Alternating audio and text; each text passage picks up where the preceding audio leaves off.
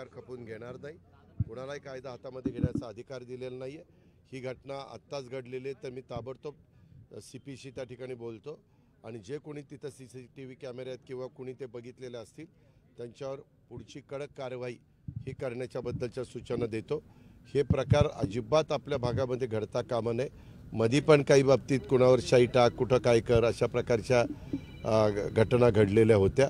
ही आपली महाराष्ट्राची परंपरा नाही, ही महाराष्ट्राची संस्कृती नाही आहे। ही आपल्याला चव्हाण साहेबांनी जो महाराष्ट्र घडवला किंवा ज्या महाराष्ट्राला सुसंस्कृतपणा दिला तो त्याला ह्या अशा प्रकारच्या घटना काळीमा फासण्याचं काम करतात, हे होता कामा नये। कालच्या गोळीबार प्रकरणावरून लक्ष विचलित करण्यासाठी अशा प्रकारे पत्रकारांवर हल्ला करण्यात येते का? असं अजिबात असं कोण करेल?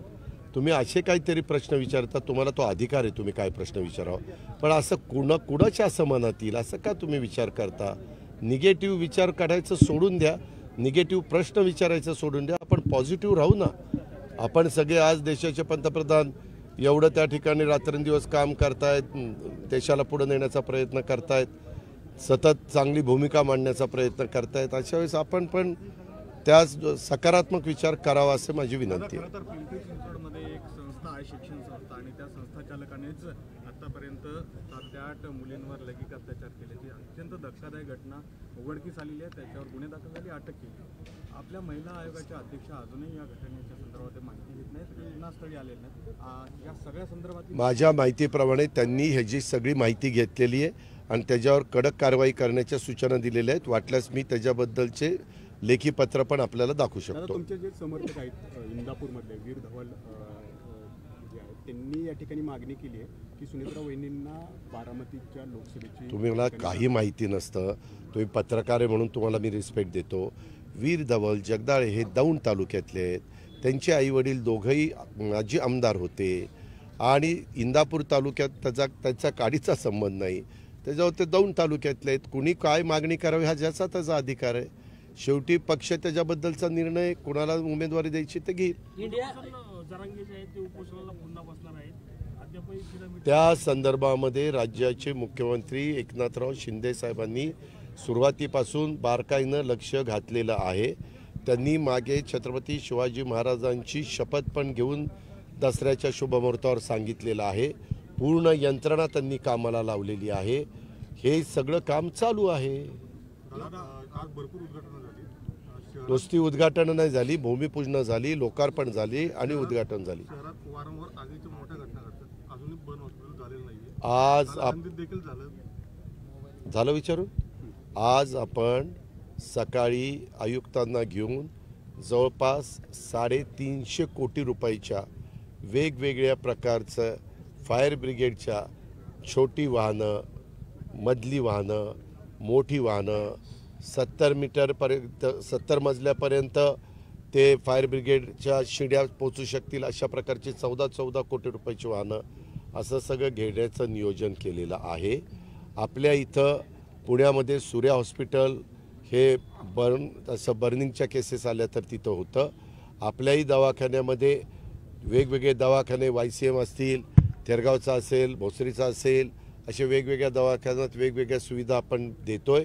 ह्या संदर्भामध्ये सुविधा खास नुसतं बर्न झालेल्यांचं हॉस्पिटल म्हणून नाही, परंतु हॉस्पिटलमध्ये हा विभाग हा आपण दिलेला आहे, तो अधिक सक्षम करण्याचं सूचना देण्यात येईल। पिंपरी चिंचवड महापालिका 550 कोटीचं कर्ज घेत आहे विकास कामासाठी, हे आवश्यक आहे का? हो का, नेहमी ज्याच्यातनं एखादी गोष्ट आत्ता जर केली आणि ती 500 कोटीला झाली, एक महत्त्वाचा प्रकल्प, आणि 5 वर्षांनी घ्यायचं ठरलं तर तोच प्रकल्प 1000 कोटीला जातो। किती? 1000 कोटीला। जर आता आम्ही पण सरकार चालवतो, केंद्र सरकार मोदी साहेब चालवतात, मी अर्थमंत्री म्हणून तुमचा जवळपास 6-7 वर्ष काम करतोय, त्याच्यामुळं आम्ही देखील उद्याच्याला समृद्धी महामार्ग आहे 45,000 कोटीचं आपण त्याच्यात पैसे उभे केले, काही कर्जरूपाने केले, काही आपण वेगवेगळ्या गव्हर्नमेंटच्याच असणाऱ्या संस्थांमधनं घेतले आणि तो समृद्धी मार्ग झाला।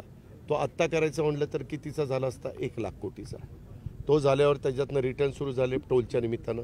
आपला पुणे मुंबई एक्सप्रेस हायवे आम्ही 2000 साली सुरू केला, त्याच्यातनं त्या रोडची जेवढी किंमत आहे त्याच्यापेक्षा कितीतरी पटीनं रिटर्न्स आपल्याला रस्ते विकास महामंडळाला मिळाले, परंतु आपण त्याच्यातनं दुसरे रस्ते करण्याचा प्रयत्न केलेला आहे। तेव्हा असे काही कामं असतात की त्याच्यातून आपण ती कामं आत्ता जर करून घेतली तर ती रिजनेबल दरामध्ये होतात।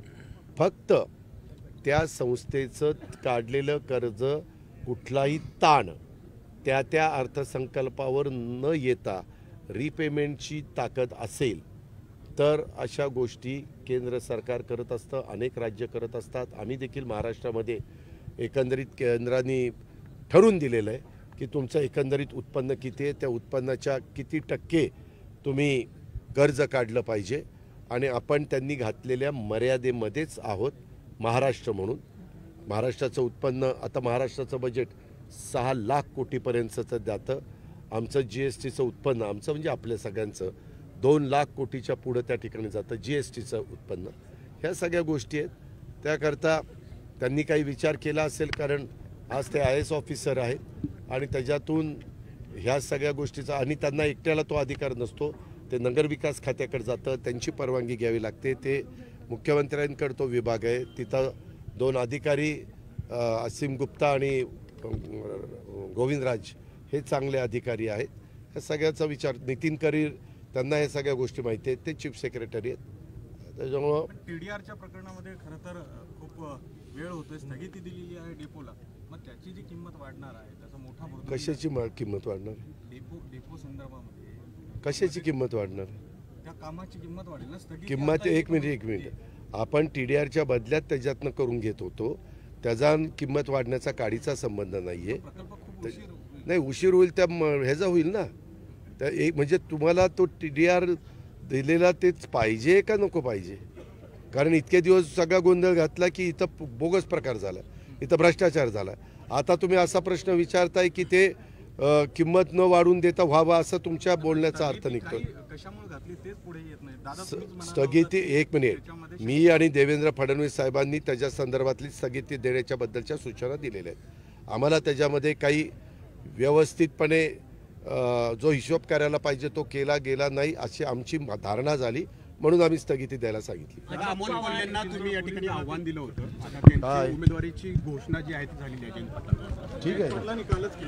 ठीक आहे, निवडणुकीमध्ये घोषणा होतात, त्यांनी त्यांचा उमेदवार उभा करावा, महायुतीचा उमेदवार उभा करेल आणि जनता ज्याला निवडून द्यायचं त्याला निवडून देईल। मात्र एक जनतेचा कल दिसतोय, तिसऱ्यांदा या देशाचं पंतप्रधान नरेंद्र मोदी साहेबांना केलं पाहिजे असा म्हणणारा भारतातला बहुसंख्य मतदार आहे, हे साधारण पाहायला मिळतं।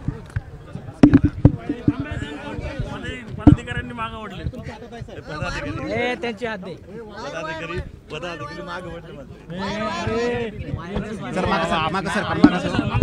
इकडे या ना, आता तिकडे कुठे जाताय, जागे होता हलू नका, जाऊ दे निघाला ओके।